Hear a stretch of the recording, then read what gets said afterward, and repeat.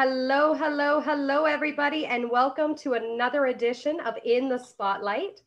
Tonight, I have joining me Kristy Berger Jelinek, who will be chatting with us on embracing fear.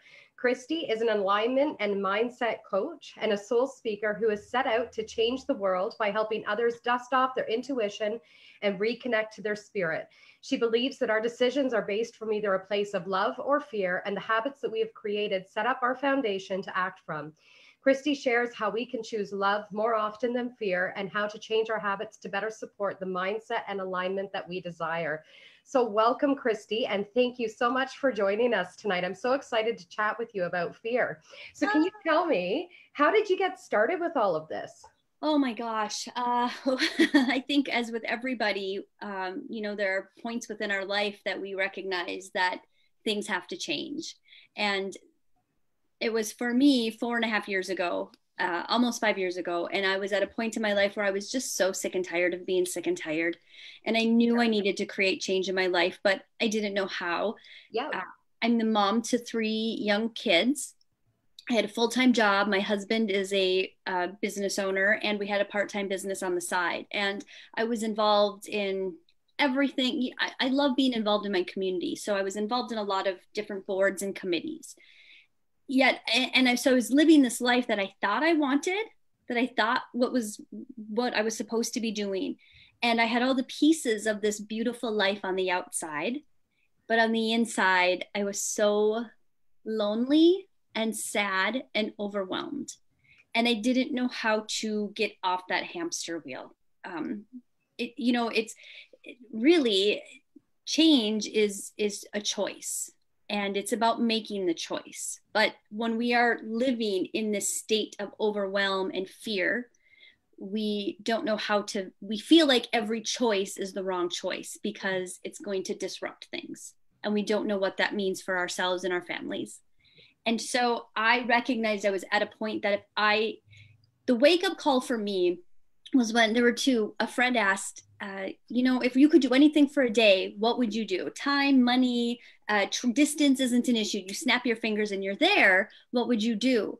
And a lot of the women I was with, there were a lot of conversations about warm beaches and cold drinks. And my answer was to sleep. And my girlfriend looked at me and she said, "Really? That's what you would do?" And I said, "Oh my gosh, 24 hours of uninterrupted sleep sounds like pure bliss to me." Yeah. And she said to me, "Kristy, I know I don't need to tell you this, but 24 hours of sleep isn't going to fix whatever's going on with you." And I was like, ouch, ouch. And then the second was that I thought about my life a year from that point. And I thought, oh my goodness, if my life is the same a year from now, I don't want to do this anymore. This isn't living for me. Yeah. And that was that. And I began this very intentional personal growth journey of figuring out how to change and figuring out what I needed to do because what I was doing wasn't working. Wow. Wow. Now, how was that? Because I realized transformation is not something that happens overnight. And usually it's kind of hellish for people as well. So how did that journey kind of transform? Because we're now 4 years later. In hindsight, was it an easy road for you, or was it like a what the heck kind of moment? Back and forth. I don't know that, for me, and here's the beautiful thing I continue to remind myself of is we are humans having a spiritual experience. And I put a lot of pressure on myself to be intentional perfectly. I didn't realize I had some perfectionism going on. And so when I first started out, I wanted a checklist and a to-do list to say, this is how you know you're on the right path. If you can check these 4 boxes, then things are going to be going for you. I didn't yet have that trust. So the beginning was rocky. The beginning was tough because I felt like I was trying to change, and it feels like doors are continually closing in your face. As you're trying to walk through them, it's closing on you. And so the beginning was tough. And it wasn't until I really understood that I can learn everything I want to learn, but until I begin to implement it, it really means nothing. Yes. um, To take the time to truly, like, it's great to say, be positive, have positive thoughts, but are you?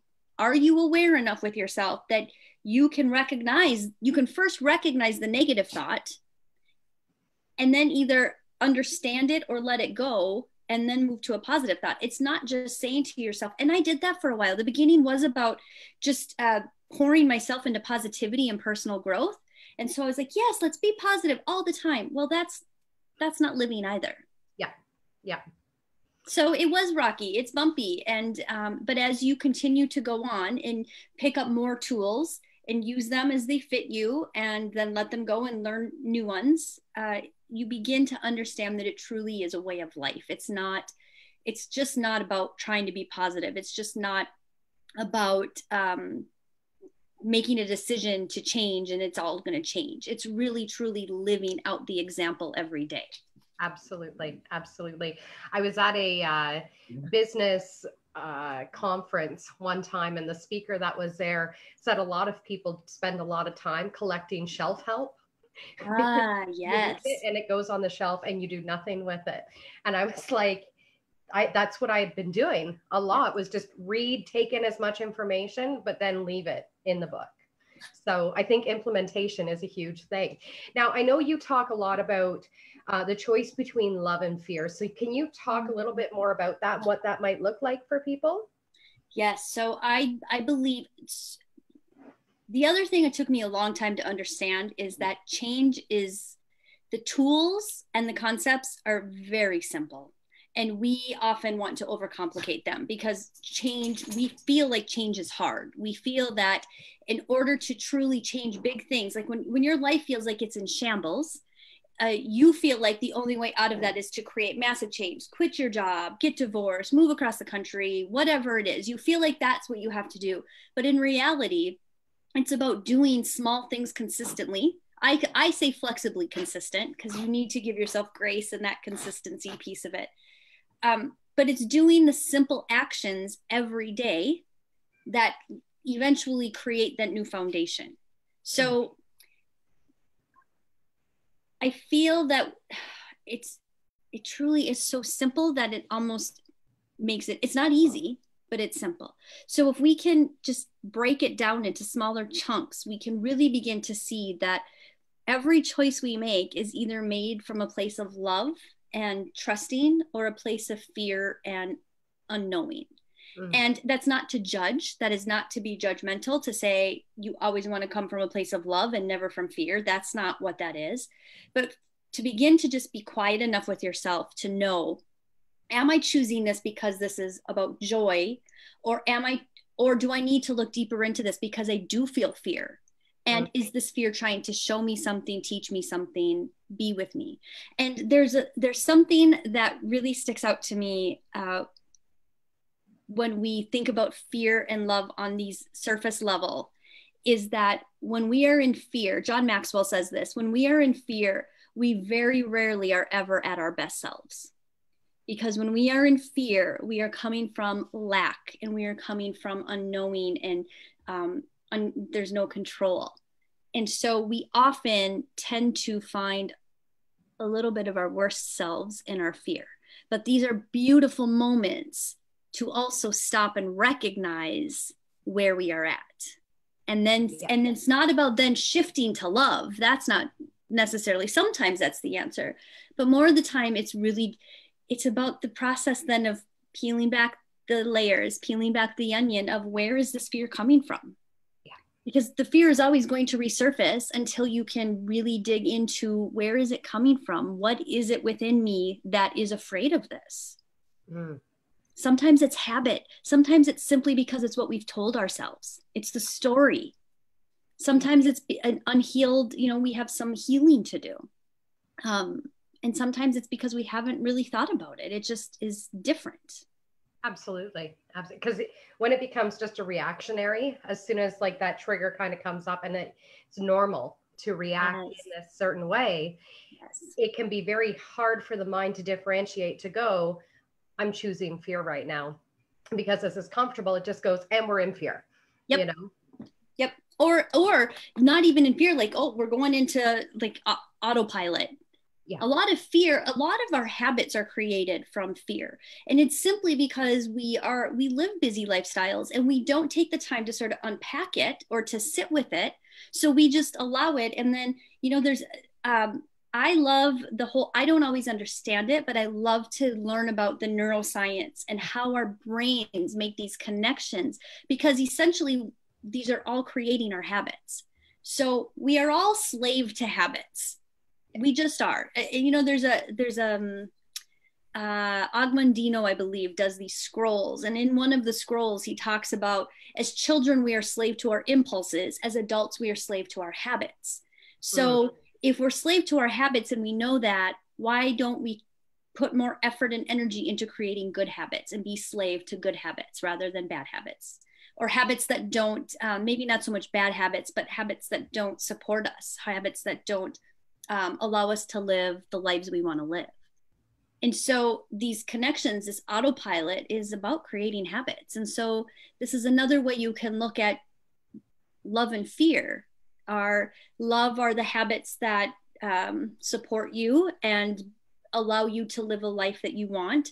And fear are the ones that are either bringing things up for you that need to be recognized, or helping you to understand this is not the direction I want to go. Love it. Absolutely love it.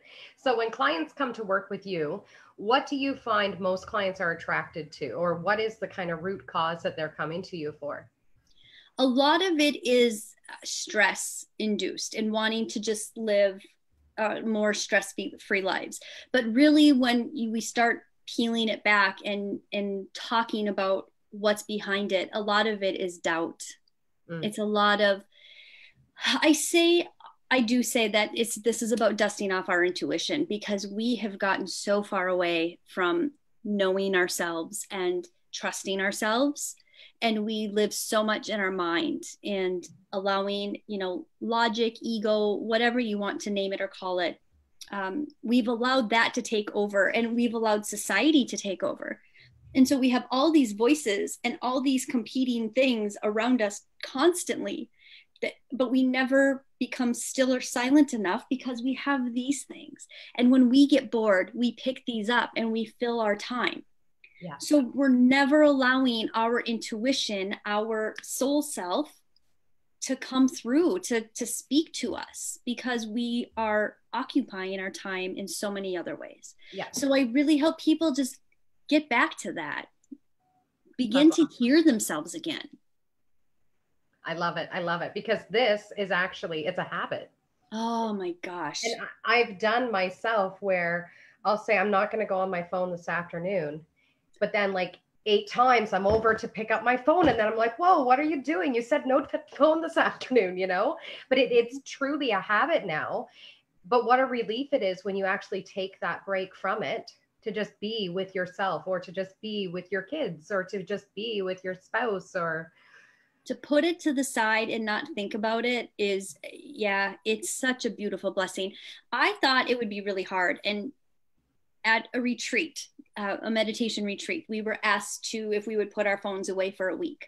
And I thought, okay, I'll try. Well, I did, and I didn't miss it. In fact, even afterwards, when we could take our phones back out, I waited a few more hours, because it was a release. It's almost as if it brings stress, or it brings like this sense of missing out. So to be able to put it aside and to truly not pick it up, it is a gift that we can all give ourselves, and absolutely, including myself. As much as I even know this to be true, I still don't do it enough. I get it. Right. It's giving yourself grace with that, right? Yes. Because with a lot of these things, like you were saying, they become so habitual. They become such a normal part of our existence that even not to have a cell phone or not to have a TV, people will look at you, and this is where society starts to play in, and they're like, what do you mean? How do you survive without a TV? Well, for how long people actually survived without televisions and cell phones and everything else. So it's a societal condition now that we're also adding on to it. It is. And then I have a 15-year-old, 12-year-old, and a 9-year-old. And my 9-year-old will often, she'll say, can we go watch a movie, or can we go hang out, or she likes to dance. And so she loves to dance for us. And I will, not even thinking, grab my phone and check it. And she'll look at me and say, "Really, Mom?" I'm like, ouch. Okay. Yep. I didn't even realize it.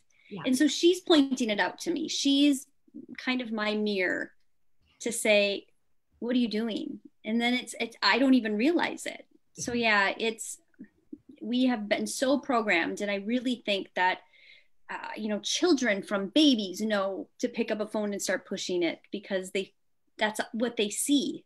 Yeah, exactly. So bringing it back to the dusting off the intuition, would you say, so get rid of the cell phones, get rid of TV, get rid of kind of these external forces that are happening. How do you encourage people to connect with the self? Because that in itself can actually be very fearful for people. I think that we have all learned this with COVID happening. Mm-hmm. I really feel like people, there was a lot of just, I don't know how to even express, like just the energy that was coming from the world at that point, because so many people were afraid to be alone with themselves because we're not used to it. And so yeah, distractions, start off, and the one thing we need to remember, and you just said it a bit ago, is always be giving grace to ourselves, because when you are beginning to reconnect and reform a relationship with yourself, which was to the point where I was at, I didn't even know what made me happy anymore. When a friend asks you, "How would you spend $1 million?" I can rattle that off quite quickly. But when someone says, what would you go do that you love to do? I didn't have an answer for that for a long time. So ask yourself, do you even have an answer for that? And it helps you gauge how disconnected you've become with yourself. And then we start little pieces at a time. Don't think that you're going to, every day spend an hour alone with yourself, and maybe that'll be the case. Maybe it's not. Maybe it's simply setting a timer for 2 minutes. When I started meditating, which has been there aren't many things in life that I say everybody should do, but meditation, hands down, is something everybody should do. Yes. And it doesn't have to be meditation of sitting with eyes closed, and it can be walking, it can be working out, it can be listening to something while you're, gardening, or gardening can be a form of meditation. So meditation looks different. But I had to start off with 2 minutes at a time of a guided meditation of someone talking consistently, because my brain was off on the 100,000 things I had to do. So I didn't even realize this. I started meditating because I was not sleeping well. It took me forever to fall asleep. And then if I woke up in the middle of the night, I had a hard time falling back to sleep. So someone suggested meditation.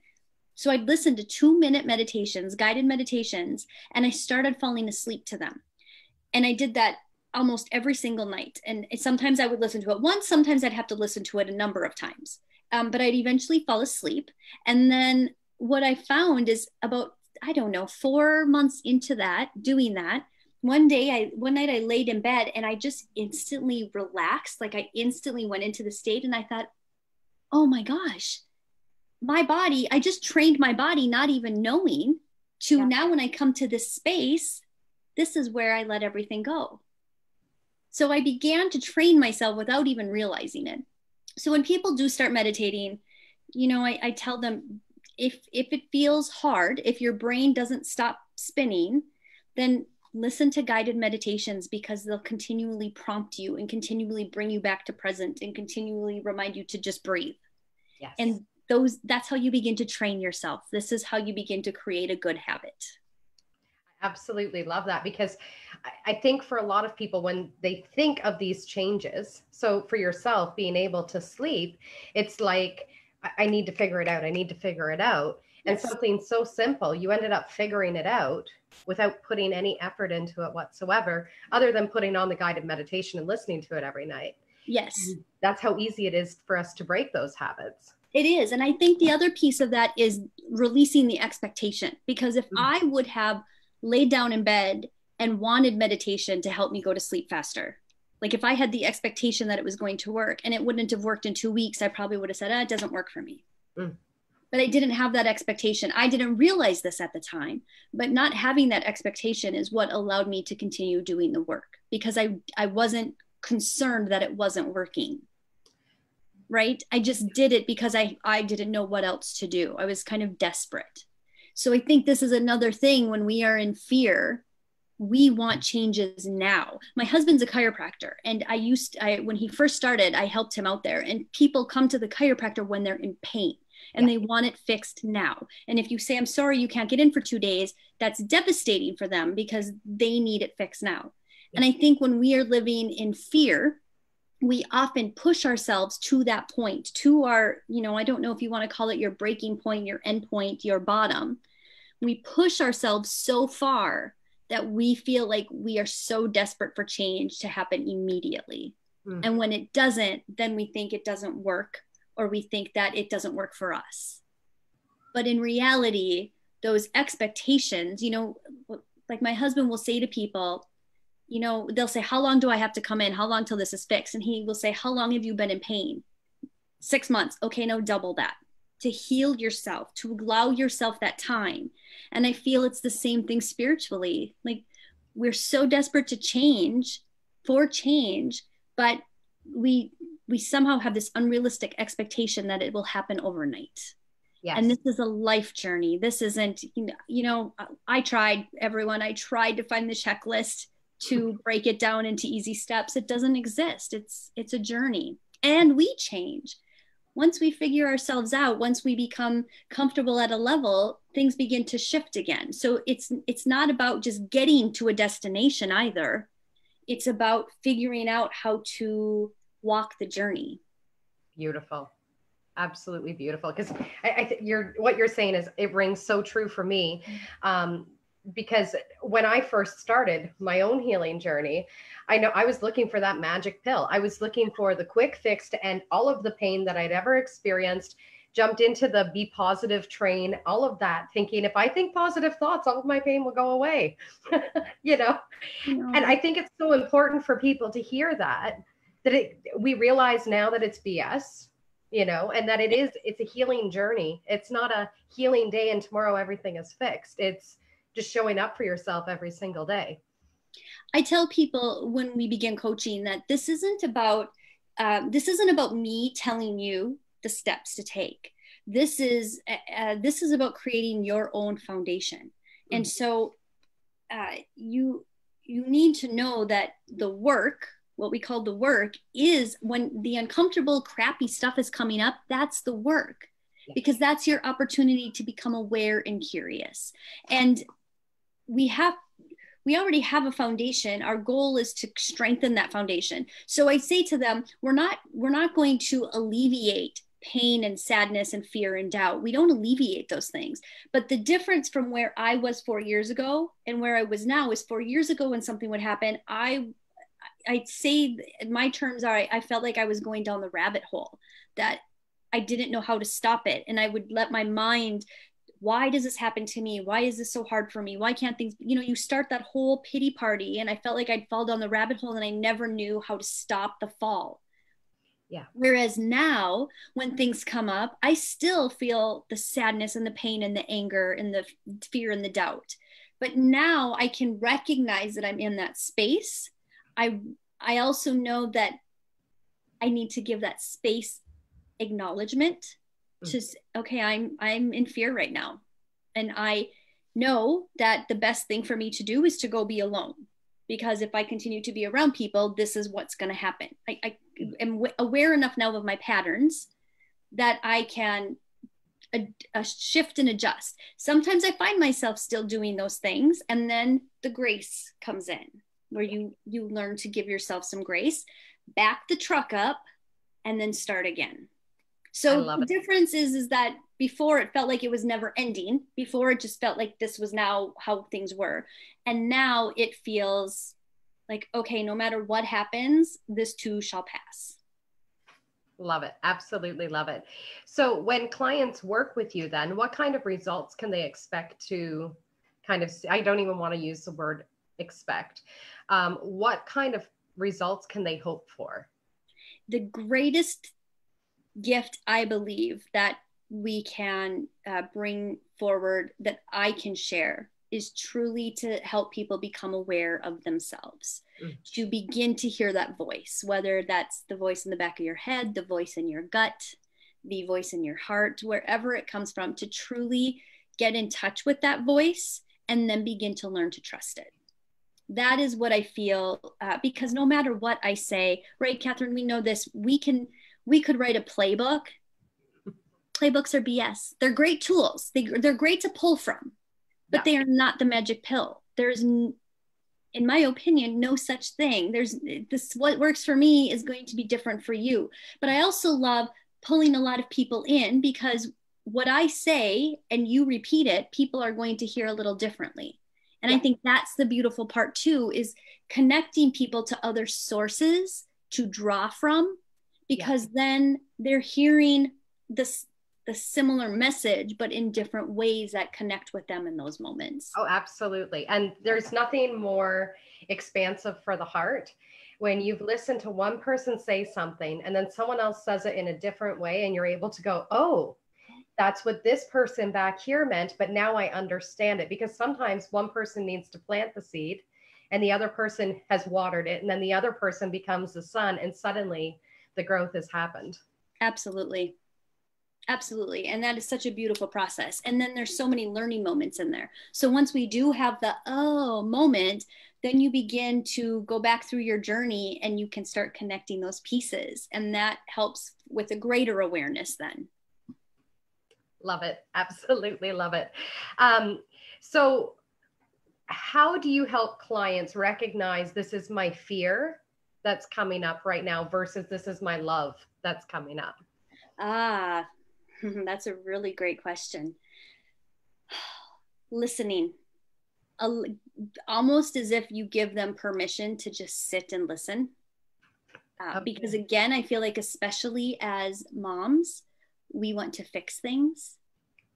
We don't like seeing people in pain. We don't like seeing others struggle and suffer. And so we try to fix things. So I believe one of the greatest gifts we can give one another is the space to listen to ourselves and understanding we don't need to fill the void. So when you're in a place of trying to decide, am I in a place of love or in a place of fear? The best thing that you can do is to be silent. And sometimes, here's the other thing I'm finding just with myself, is that sometimes you may not know the answer in that moment. Because there are times I feel like I live intentionally enough to, and I know I'm aware enough of myself that I can tell these things fairly quickly. But I still have moments that I sit there and I think, I don't know right now. And then that's the old me would get worked up about that. And how do I not know when I have all this knowledge? And now I don't. The old me goes down that path. Yeah. The intentional me says, okay, so what do I know works best in this situation? Be quiet. Even though I think I should do and be in action, the knowing part of me says, sit and listen, and it will come. Yes, absolutely. And it's interesting with the mind that the mind thinks it absolutely always needs to have an answer.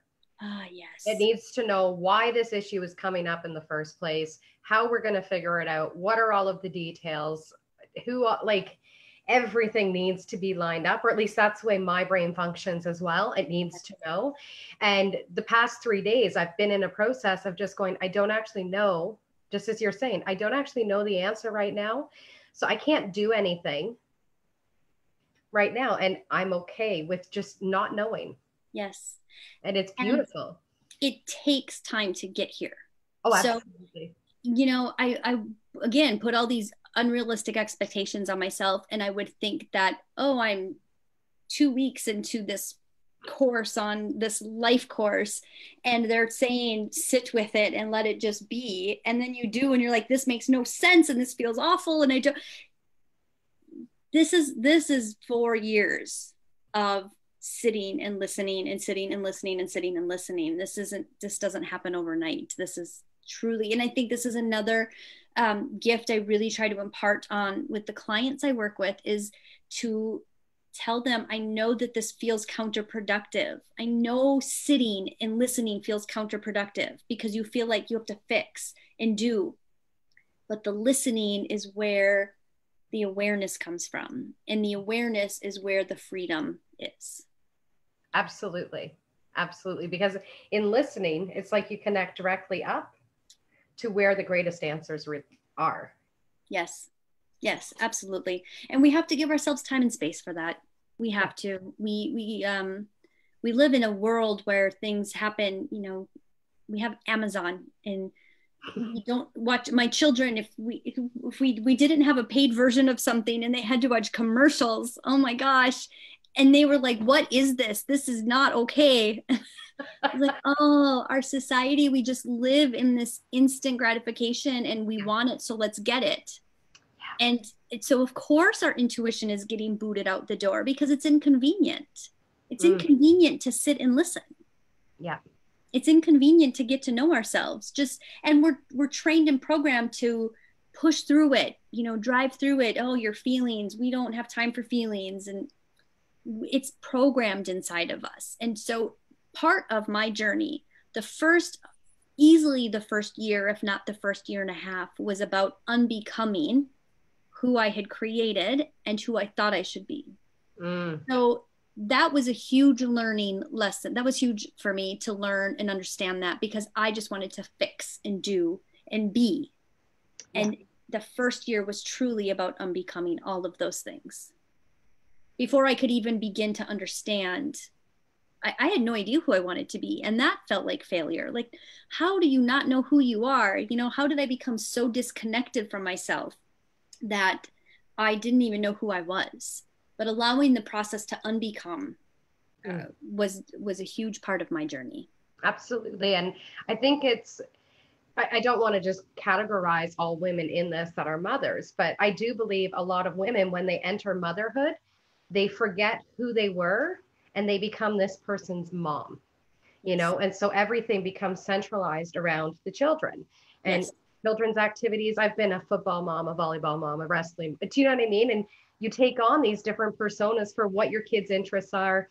My friends became all people that my kids were friends with their kids, and you're no longer individualized. It comes as a package, you know? And so when those kids start to grow up and they're not as much connected to you and relying on you for everything, then it kind of makes you go, oh shit, who am I now? Yes. Or like part of that for me, but the other part of me was when I was around these people, I didn't feel good. I felt like I knew I was trying to be something I wasn't. Yeah. And man, did I live the first 30 years of my life doing that. You know, I didn't, like, this journey for me, I always knew that something was a little different. And it wasn't until I learned the word empathy that I began to really understand myself better. And I feel like empaths in general, men or women, if you are an empath, you don't know who you truly are because we take on other people's energy as our own. I didn't know that there was such thing as boundaries. And when my family was sad and upset, I felt that pain with them. I just didn't sympathize, like, oh, I'm sorry you're sad. I felt that pain and that hurt with them, and it became my pain and hurt. So when I learned the word empathy, that was a great moment as well for me to begin to understand myself and how to reconnect with myself. So I'm an empath as well.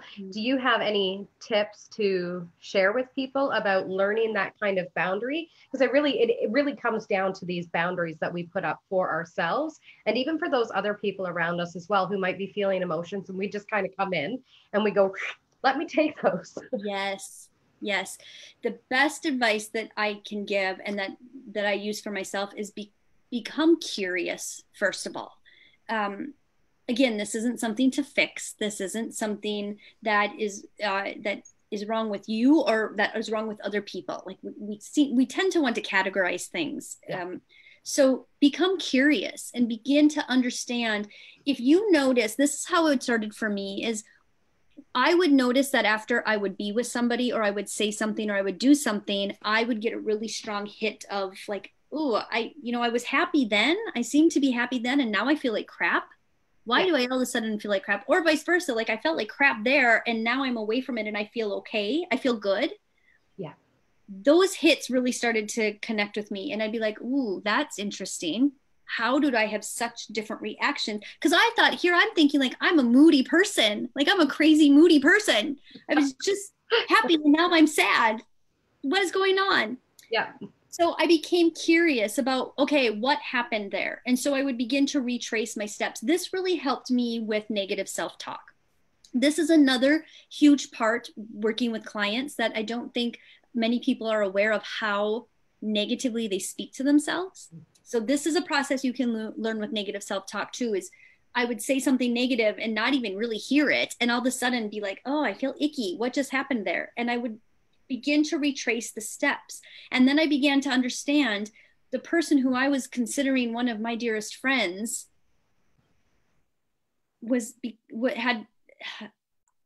she was my dearest friend because I gave and gave and gave, but I never received. Yeah. And that's a really hard moment to be honest about. Absolutely. Because we were best friends because I'm a great listener and I give you everything I have. But then I would feel great when I was with this person. And then I would come home and be like, I don't feel good. Like that doesn't feel, what is wrong with that? I became really curious about why. And it began leading back to being around that person. And then that allows for the opportunity for us to become honest, more honest about what we're doing, where we are, what we're saying. Same thing with self-talk. If I would say something and not realize it and I suddenly felt really crappy, I'd go back through and be like, oh, I just said that to myself, like not even knowing or not even realizing it because it was such common conversation. So for empaths, I do believe read about it, gain some knowledge about what empathy is, because even just having the words is power, even just understanding that, the whole process of what that means. And then just get really curious when you get those strong emotional reactions, either way, get curious as to what just happened, what led up to that, what happened right before that. And I think that awareness helps you first to become honest, because it's really hard to create boundaries when you don't know what you're creating boundaries for. Yes. Kind of the same thing with positive self-talk. Like, yeah, positive BS. Same thing with boundaries. You're setting a boundary for what? It might not be the right boundary. It's the logical boundary, but is it the right boundary? Interesting. Can you talk more on that? This has actually been coming up for me in the past 2 weeks. I've been really focusing on creating a boundary, but then not understanding or not. And this is where I said, I've been sitting for 3 days going, I don't know. And now you've brought it up. So I'm like, thank you, universe. Kristy's going to enlighten me. So around a boundary, because you're protecting yourself, but after the boundary has been created, do you still engage in relationships with people who have committed acts that hurt, upset, etc.? Having the boundary in place, I don't even know what I'm trying to say here. When you've got that boundary, does that mean you continue to go back to the relationship? So this is a beautiful question that has not a straight answer. Okay. It doesn't. I feel like, so in these moments, what I rely on, because I'm not somebody, this is why I use the words flexible consistency, because if you told me you have to meditate every day for 5 minutes, I would resist that, because you told me I had to do it. I would feel like now, and then if I didn't do it, I would feel like I have failed. So knowing myself enough, knowing what I create in my own mind, if I tell myself I'm going to meditate every day for 30 days, if I allow some flexible consistency in there, then I don't feel so bad if I miss a day, or if it has to look different, if it can only be for 2 minutes. Because when I started this journey, like I said, I wanted the checklist. So Same thing with boundaries. As you begin to set boundaries, I feel like you need to be flexible with them. And we can say, that's it. This person has, I'll just use the example with my friend, the person I needed to just step away from. At first, I had to step away completely. At first, I couldn't see them because I got really sucked back into that relationship very quickly. And I didn't have yet the strength and the muscle built up to hold that boundary. Right. But as time went on and I began to feel more confident in that boundary, I was able to re-engage with this person, but it looked and felt very different. Okay. So I think boundaries are a case by case level. I don't think like once you create a boundary that's it. Those boundaries are flexible as well. Those boundaries can move and adjust. So I think, it's trial and error as well. Yeah. If you set this boundary and you want to know if it's the right boundary, go interact with that person on some level where you have an easy out. If it feels like you're being pushed, don't put yourself in a situation to get into an argument or to put yourself in an uncomfortable spot. But if you can go kind of re-engage or touch back with this person a little bit and see how that feels, then you know better if this is the right boundary or if you need to shift and adjust that boundary a little bit. Or if you're in a place where, it doesn't all have to be just one size fits all. Yeah, I absolutely love that, because in my mind, the way I was seeing the boundary was like this big, thick cement wall. Do you know what I mean? And I'm like, oh, it could be like a snow fence or whatever, because it's very malleable. It's still a boundary. It still things out. Yes. But it's more flexible with how you need it to look in that moment. I love that. Yes. And I feel so much of what I work on with clients too is to really tap into how they're feeling. And one thing that really was beneficial for myself and that I use, and again, this wasn't an answer I had immediately, was how do I feel right now? Yeah. And all I knew in that moment was when I started this journey was I felt overwhelmed and anxious. And then I asked myself, how do I want to feel? And at that point, I just wanted to feel some peace. Yeah. But those two things felt so far away from one another. I had no idea how to stop being overwhelmed and feel peace. I felt like it was an either or. Yes. And it felt really hard and it felt so big, and that itself became overwhelming. So what I tell people is decide how you feel. Like, what is it that you feel? And what is it within that you want to change? And what do you want it to change to? And from that point, you just begin to ask yourself, so let's say it's a person. Let's say we're setting a boundary with a person.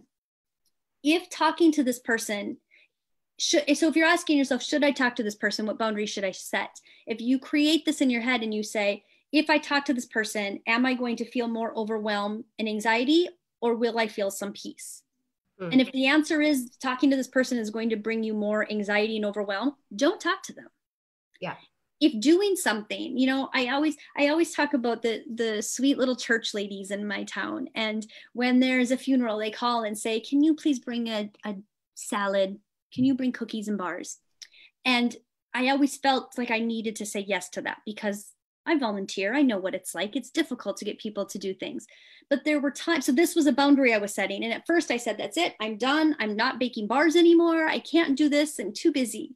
But that didn't feel good either because I still wanted to be a help. I still wanted to help. So I created the boundary that ended up being created was if I say yes, if they would call, if I said yes right now in this moment, is it going to make me feel more overwhelming anxiety or is it going to bring me some peace? Will I feel good about it? And if it was going to bring me overwhelming anxiety, I said, I'm so sorry. I'm not able to help you at this time, but please let me know the next time. Yeah. And the next time would come along and they would call me. And at that point, if I had some freedom and I knew I would feel good to do it, then I did it. Yeah. So that's how I worked on that boundary. That was my flexible boundary, was I asked myself in the moment, is this going to bring me more of what I don't want or more of what I want? Love it. Absolutely love it. Now, Sheridan is saying, do you think there are hard and soft boundaries? And I think this is what you're talking about with the flexibility. Yes. Hi, Sheridan. Yes, absolutely. There are hard and soft boundaries. And sometimes, and you'll begin to know that, especially with, people who can be toxic for us, those need to be some hard boundaries, because if you don't fully remove yourself from that, you're always going to be drawn back into that. And so, and it doesn't have to be forever, right? Like you can change as you are growing in yourself. So you have to determine, again, this whole curiosity and awareness is going to help you determine where you're at, if it needs to be a hard boundary, or if you can have more flexibility with it. I love that. Absolutely love that. And it makes a lot more sense in my mind now. I think I was going, it needs to be a hard, absolutely hard, absolutely. But then that also didn't feel right, because I'm about forgiveness, and having this hard boundary wouldn't allow for forgiveness, you know? So thank you so much for sharing that, because it really hits my heart real good. Now, I also want to talk, because you keep bringing up the curiosity. And I think that's such a great way of putting it, because it really is about being curious about yourself, about how you're interacting with the world. How do you keep an open mind with your curiosity? Listen. Okay. Listen, you can, as my grandma would say, you have two of these and one of these for a reason. We learn so much by listening to other people, because often what we are doing when we're in conversation, we are either waiting to speak, so we're really not hearing, or I'm more hearing what I think you're going to say to me, and I'm not hearing what's behind what you're trying to say. I am not so much listening to your words as I'm watching your actions. So this is where civic discourse, I believe, has begun to flounder, is because civic discourse brings forth a lot of passion in people. And when people have passion, my poor husband says this all the time. My husband does not like to have confrontation. And I grew up and I hung around people through university that they were political science majors and lawyers. So they loved to debate all the time. So I had great mentors of civic discourse and how you had civic discourse. But with civic discourse comes passion, right? When we want to create change, we have to have passion. That passion can often come across as anger. So when I'm having passion and when I get excited, I use my hands and my voice gets louder. And my husband thinks, oh my gosh, she's yelling and she's mad. Where I'm in full-blown passion mode and I'm excited. And so when we're in conversation with people, we see the actions and we hear the voice getting louder. We're not listening to what they're saying, we're watching what they're doing. So we need to switch that. We need to begin to listen more and pay attention to our own body language. We need to pay attention to what we're doing and how our body language could be coming across to the other person. So I think that we just kind of mix it up, because when people get loud and when people have large body movements, that's what we get captured by, and we lose the words. Absolutely. Absolutely. I believe Marianne Williamson talks about that, about anger, because a lot of times women are not angry, they're passionate about what they're talking about, and it's totally misconstrued. And it was a huge awakening for me to just hear that, because I was always being told, you're too angry, you get too loud, you get too much, too overwhelming for people, and you need to tone it down. And when I read that, I was like, I'm just very passionate. Like, when I feel yes. You know?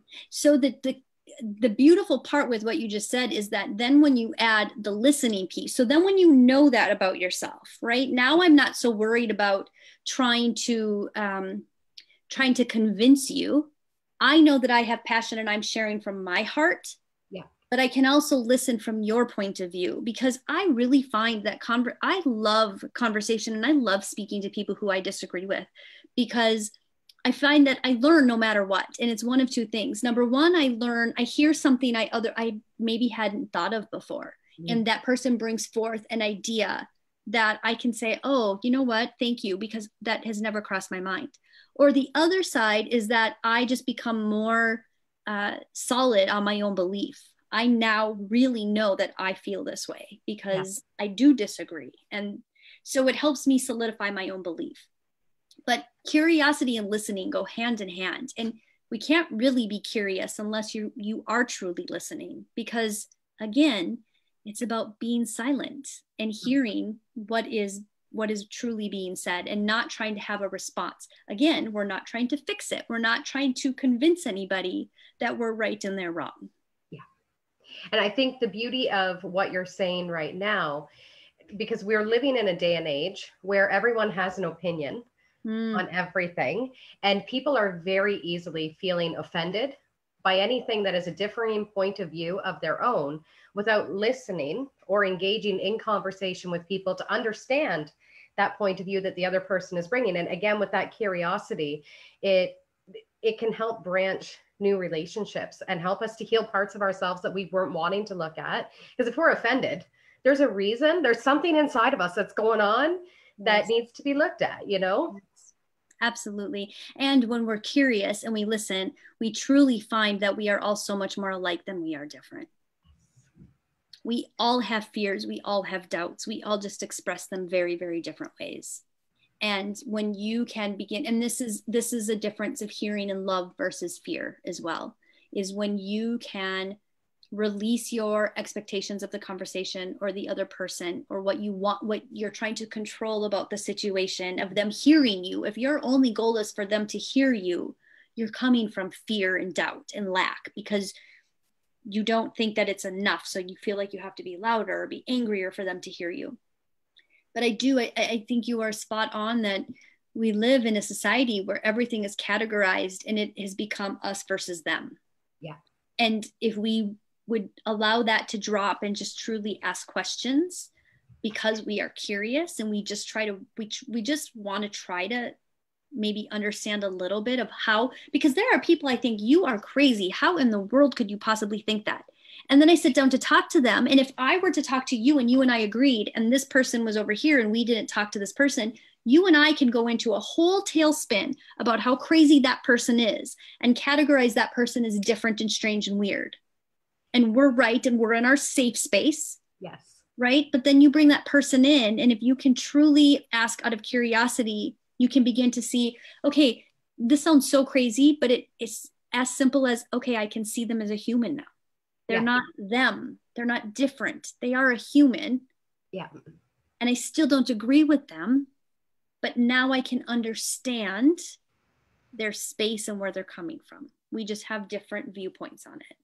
Yes. And now I can come from a place of love with that instead of fearing and doubting and not liking that person or their ideas. Absolutely. Absolutely. So Doris is saying, with having new people in my life right now and talking to them, it's making me a better person and helping me change the way I look and feel about things. Perfect. So I thought it was going into a question. but that's great. That's a great statement, because it's true. You know, it's very easy. Again, we live very busy lives.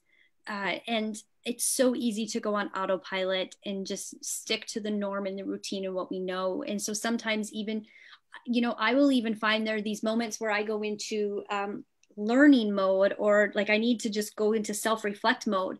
And all of a sudden I'll look up and I'll be like, oh, I feel kind of lonely because I've just been so focused. And so it can feel more comfortable just to stay with myself, because I can control that and I can figure that out.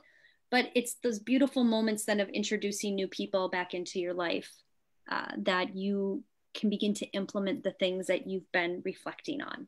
Absolutely. Absolutely. I know when you're saying, you know, how you want to just kind of stay with yourself. Yeah, it can get a little bit addicting, where it's like, I don't want to interact with the rest of the world. I just want to deal with what this is right now and be with what this is right now. Yes, especially when you can find that place of love and that just that connection of who you are, and reacquaint yourself with yourself, reacquaint you to yourself. It is a really beautiful place to spend some time. And then you go back out into the world and you're like, oh, and again, as an empath, it's really shocking to go back out, and I'm in this place of peace and love and zen, and you go back out and then there's the gossip and the 24-hour news and all the things happening. And I just think, oh my gosh, okay. So that's where then you become more intentional about where you're placing your energy. Absolutely. Because anyone can go in with this intention of just spreading love. and not even having to absorb anything, but just to go, I'm going to bestow love on everyone I meet today. I'll smile at everyone I meet today. However you need that to look for yourself. Yes. I often tell clients when I begin to work with them too that, and I'm always amazed, and I heard this too when I started working with a coach, and I would always be like, yeah. But I'm always amazed. People are so much further along in their journey than they realize.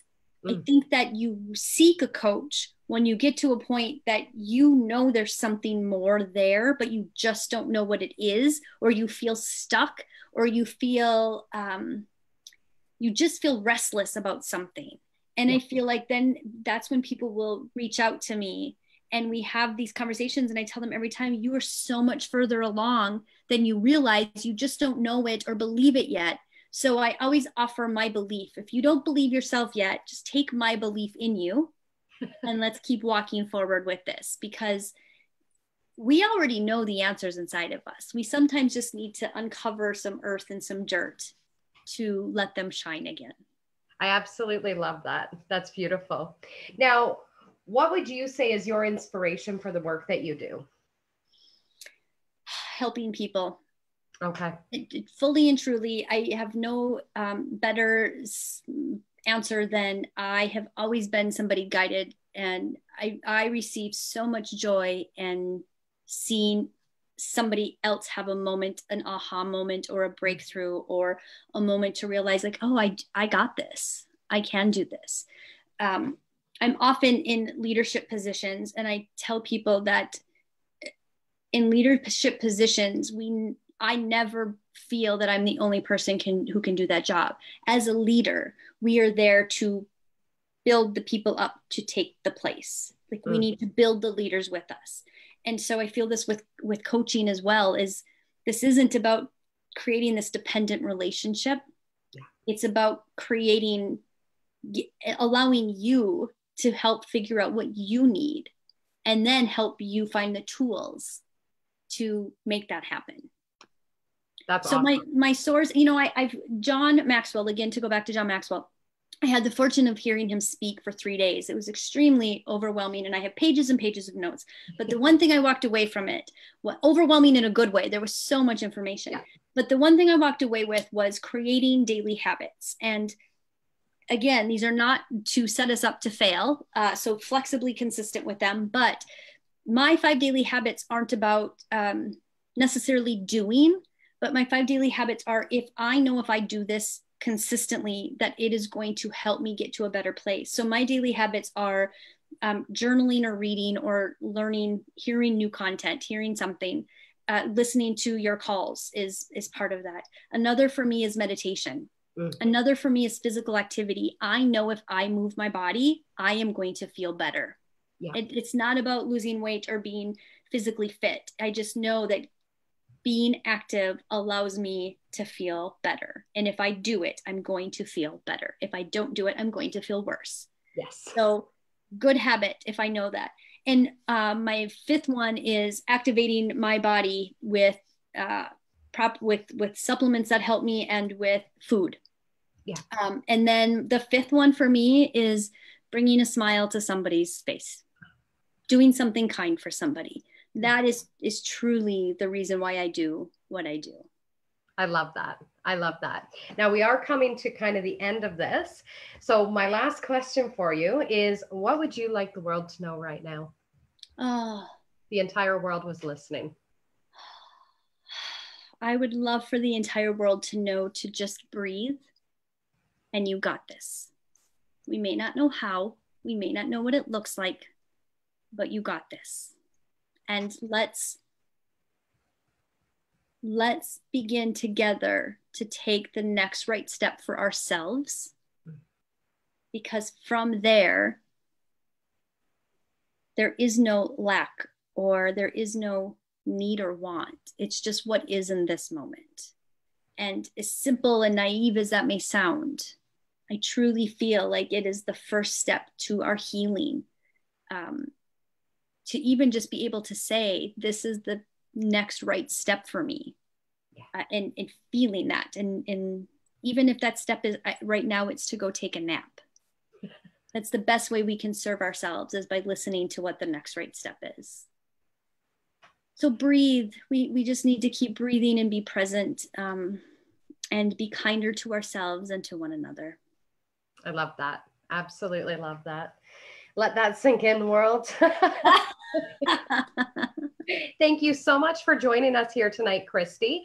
If anyone is wanting to connect with Kristy and to work with her, she is a mindset coach and can help you work with whatever issues that you've been dealing with. You can connect with her on her Facebook page, which is facebook.com/Kristy Berger Jelinek. Or her website is www.kristybergerjelinek.com. And I will put those in the comment section as well, so everyone is able to get into contact with her.